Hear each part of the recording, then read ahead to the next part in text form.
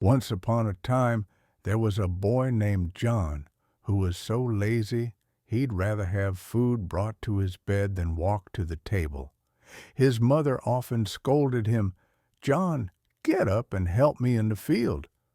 But he would just roll over and mumble, "Just 5 more minutes, Mom."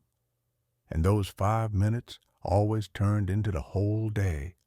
When it rained, John was happy because he didn't have to go outside. When the sun shone, he said it was too hot to work. The children in the village wanted to play with him, but he just waved them away. "Too much effort," he'd say. Eventually, everyone started avoiding him. After all, who wants a friend who does nothing? One day, John was wandering lazily by the forest when he saw an old woman struggling with a heavy sack. "John, help me, dear boy," she asked kindly. But John just yawned and replied, "If I didn't have to, I wouldn't even move." The old woman smiled, placed the sack on the ground, and said, "Well, since you're like that, I have something special for you, a magical blanket. Under it, you'll have the most beautiful dreams, and you'll never need to get up again." John excitedly took the blanket home and snuggled under it. As soon as he closed his eyes, he was pulled into a strange dream world.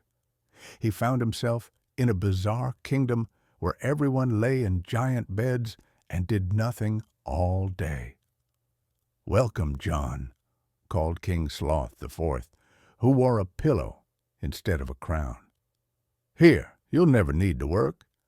Servants will bring you food and lull you to sleep with stories."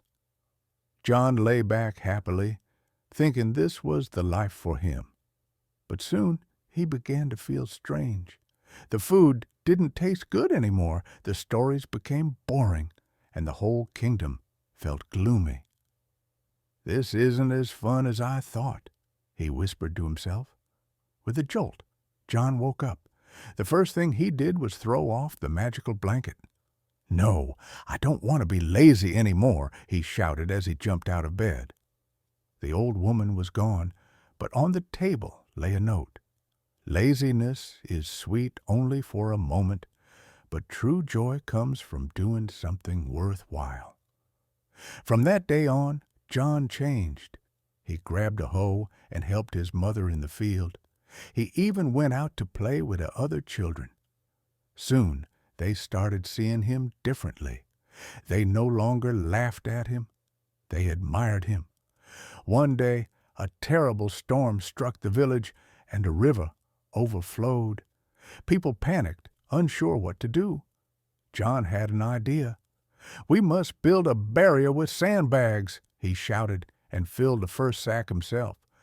The villagers followed his lead, and soon everyone was working together. When the flood waters finally receded, they thanked John. The mayor came forward and said, "John, today you saved our homes. Who would have guessed the laziest boy would become the most hard-working young man in the village?" John smiled, because he knew that lazy old John was gone for good. From that day forward, John never feared hard work again. The villagers respected him, and he was happier than ever.